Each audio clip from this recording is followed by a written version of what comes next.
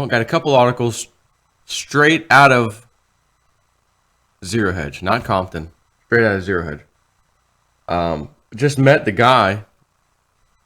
You can't tell from my shiny, greasy face. I woke up, still need to shave, take a shower, whatever. But the guy was meeting me here at 8 o'clock in the morning at my house. Yeah, to give me a quote. Now this guy came in his truck, very professional. Came in. Oh, by the way, we've got this like brick floor in the kitchen. I don't know who the hell put that in here, why they would do that. It's not fun to walk on.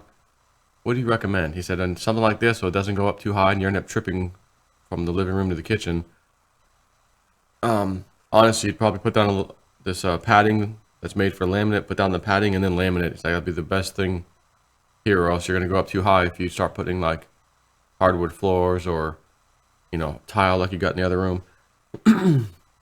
So I said, all right, just add that into the quote, just kind of give us an idea. But he came out, looked at it, roof. He doesn't think we should really mess with the roof yet. He's like, honestly, you could just tar it. And there's a couple spots I see. He's like, yeah, but, I don't know if I'd replace the whole roof. It'd be an expense you don't really need right now. Just looking at it. I said, okay. Hang on. So, we went in, put a wall up, put this little ceiling up, of course, the insulation and whatnot. Move the AC unit out of the window, put it over here right behind me, to the right, whatever, that kind of thing. And he says, I don't know if I'd do like the recessed lighting thing. He's like, because, this isn't a real tall ceiling. And you do something with like recessed lighting, and it kind of makes a circle of light on the ground if it's too, if you don't have a tall enough ceiling. And if you put like 4 of them in here, you may see like circles on the ground where they kind of overlap the light. He's like, it just look kind of funny. A couple, 4 circles, kind of two interlapping kind of a thing. Matter of fact, all 4 of mine interlap. So. May change my mind on the lighting part of this. I'm gonna have to do something different with the lighting, but that's okay. He's gonna give me a quote. He said I'll email it to you, and that kind of thing. So now I just wait and see if I get it today or tomorrow, whatever. Which today being Sunday, by the way, and then tomorrow Monday. And I thought he said when I first talked to him, I didn't ask again when he got here. I probably should have, but it doesn't really matter. Tuesday, we probably could start Tuesday. I thought he said that originally, but fine. At least once he knows what I need done, that kind of thing. I can again have the people here, whatever, his crew, whatever, get to work and that kind of thing. And I'm not really, thinking should I take a day off to kind of like supervise or do that, but it's pretty basic. I mean, you're putting up a ceiling, putting up a wall. We know where the door is, which way it's going to face. If they make a mistake, they'll have to fix it, obviously. I don't know if I need to take the day off. It's not like it's a big job. So, we'll see. So, Zero Hedge. This is a crisis greater than any government can handle. The $400 trillion global retirement gap. Now, when we talk about, I know you've heard this, all the debt, talk about our debt, whatever, debt ceiling. There's 400, or they say now there's like a quadrillion of all this debt and unfunded stuff. And according to this article, $400 trillion in just the retirement gap, not including everything else. Once upon a time, you might find that hard to believe. Oh, come on, 400 trillion. Wait a minute.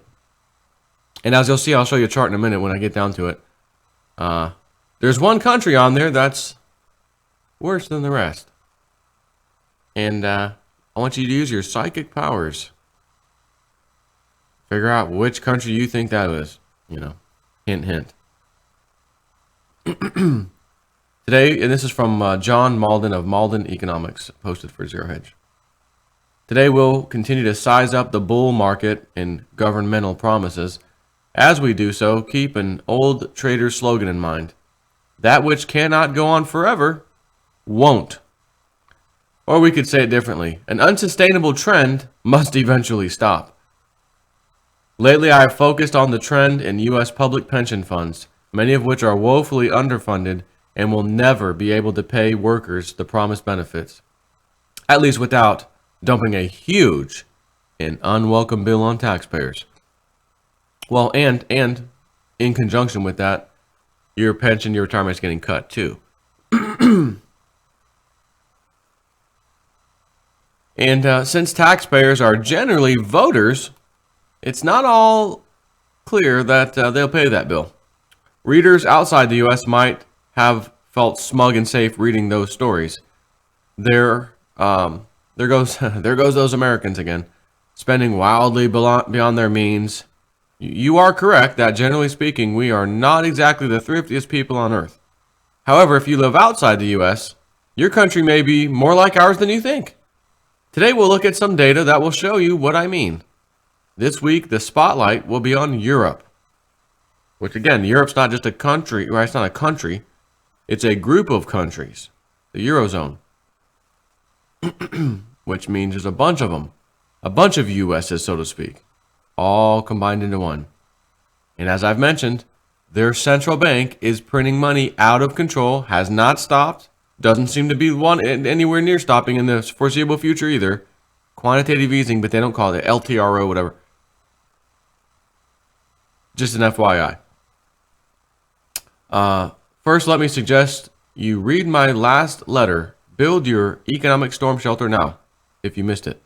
It has some important background for today's discussion. Now, having said that, what do you think that's about? Build Your Economic Storm Shelter Now. And it's a link, which you can check out if you want to, after I post the link in my description box. But, I mean, it's obvious. He's going to tell you, you need to start making some money now. You need to start doing some investments now, these kind of things, so that when this crap has to be dealt with, it doesn't hurt you nearly as bad, or hopefully none at all, right? Which is why I've been stacking precious metals, again, mostly silver, all these years. I stopped this year pretty much. I mean, earlier this year I did get a little bit more, but I've now pretty much officially stopped adding to my stack. I feel pretty comfortable where I'm at. But I want to get in on the crypto stuff. Because if that's where most action is, and it is, and it's great action, can be scary too when it goes down, but it recovers nicely. That's where the most money can be made. So if that's where the most money can be made and at the fastest rate, it's pretty much a no-brainer. That's where we should be focusing some of our time, building up a nice nest egg, so that, like he says, build your economic storm shelter now. That's the economic storm shelter I'm trying to build. Part of that includes precious metals, but again, metals, you see how they goes up over $17. Slam it down to 16. Oh, gold back over $1,300. Slam it back down to $12.87. You know, quick look surprised. Anyways, global shortfall. I wrote in a letter last June titled, "Can you afford to reach 100?" Your answer may well be yes, but if so, you are one of the few. The World Economic Forum study I cited in that letter looked at 6 developed countries, the US, UK, Netherlands, Japan, Australia, and Canada, and 2 emerging markets, China and India, and found that by 2050, these countries will face a total savings shortfall of $400 trillion. Oh, wait a minute.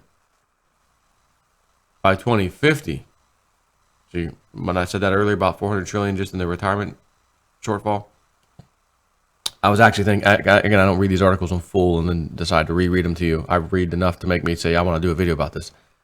Having said that, $400 trillion, whether it's 2050 or 2020, not that long. 2050 is not all that long away anyways. We got a problem. But this is given economic data he probably has access to that the rest of us have access to, which you know is probably bunk anyways, which might mean we're at a massive shortfall right now of unprecedented amounts, which I'm sure you wouldn't argue with anyways. But just to clear that up, he's talking about 2050. These countries will face a, which again, he's saying that the 6 developed countries, US, UK, Netherlands, Japan, Australia, and Canada, and China and India. What about the rest of the world? Nope, not including them. Just those. $400 trillion shortfall by 2050. And it's not at 2050, it's by 2050. And as everything keeps compounding, everything's worse, the debt ceiling's going up faster and faster, etc., you could probably be rest assured it's going to be here a lot sooner than 2050. That's how much more is needed to ensure that future retirees will receive 70% of their working income. This staggering figure doesn't even include most of Europe. This problem exists in large part because of the projected enormous increase in median life expectancies. Reaching age 100 is already less remarkable than it used to be. That trend will continue. Better yet, I think we will also be healthier at advanced ages than people are now. Could 80 be the new 50? We'd better hope so, because the math is pretty bleak if we assume people will stop working at age 65 to 70 and then live another quarter century more. Well, I've got an issue here. The crap we put in our bodies, from drinks to food and all that, the cancer spreading like it's never spread before. 1 out of 3 people nowadays, it might be 1 out of 2 now. That stat was from like the year 2000. I mean, I realize some people are living longer, but a lot of us are getting sick earlier, heart attacks earlier. So I don't know about that. But I'm still going to read this to you.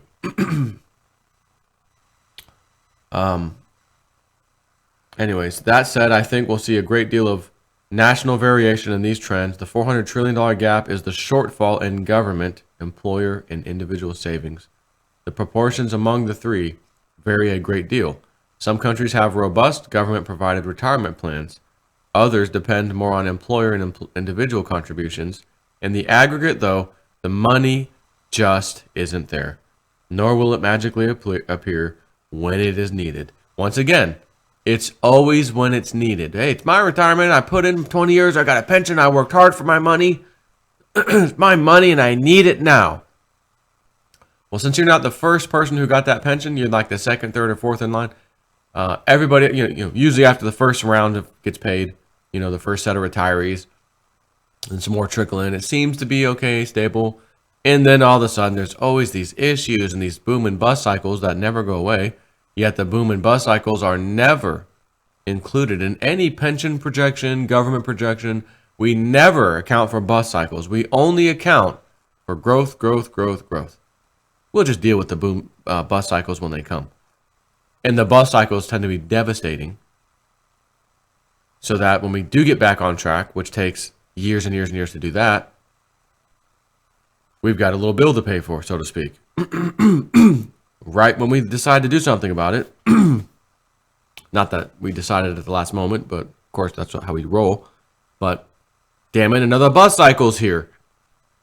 Right, here we are, 2017, almost 2018, 10 years ago, 1 decade ago. You know what happened then, 2008 and 9. We're still recovering. We haven't had any meaningful interest rate rises since. Well, we're going to add 0.25%. Okay, let's see how. Well, that's working great. We're going to start unwinding the balance sheet. Yeah, okay, good luck. Can't wait to see how that goes. This is a debt problem, folks. It's plain and simple. It is a debt problem. The only solution that could ever fix this is what Bill Still, in his documentary, The Secret of Oz, suggested we do. You must be able to have the government print its own money, not borrow it from a privately owned central bank called the Federal Reserve. Borrow it, go away.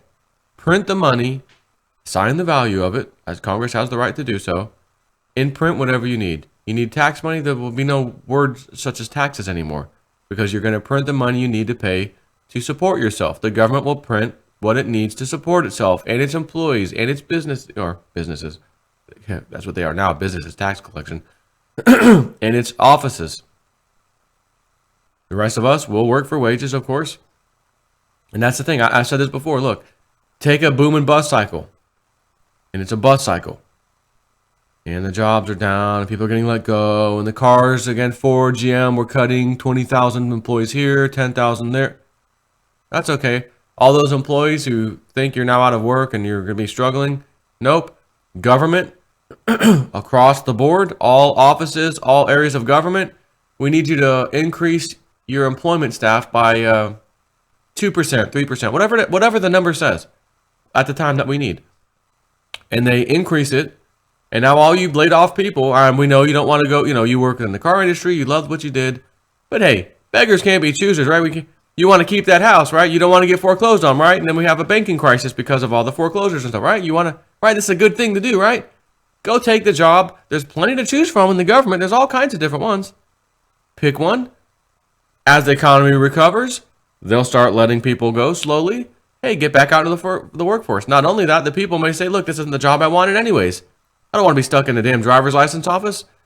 I wanted to do what I was doing before, right? So as that industry picks back up, you're putting your resume out, whatever. Okay, I got hired again. Thanks a lot, driver's license office. I'm now working over here. It will fix itself. The issue is when people get let go, they can't find another job. The economy starts to shrink again. GDP starts to shrink because those people who are laid off, who don't have hardly any money, they're certainly not going out spending and consuming. And it's just a freaking roller coaster event constantly, this up and down cycle. So what is the cause? It's debt. Debt is the cause, and that's the system we're under. We are creating debt the second our government needs a dollar. As soon as they need a dollar, they have to borrow it from the Federal Reserve, and that dollar has interest on it, even though 0.01% is a percent. There is debt with interest owed, and you and I pay the interest. And if you haven't seen, it keeps going up, not the interest, but the amount owed. We're borrowing more and more than we actually have through GDP. Right? If our GDP was high enough, you wouldn't have to borrow. At the same time, it's the only way new money can come into the system anyways. So we're going to be borrowing. And that's why we have been borrowing. And that's why it's the only thing we know how to do is borrow freaking money from ourselves, so to speak, Federal Reserve, even though it's privately owned. Just bear with me on that one.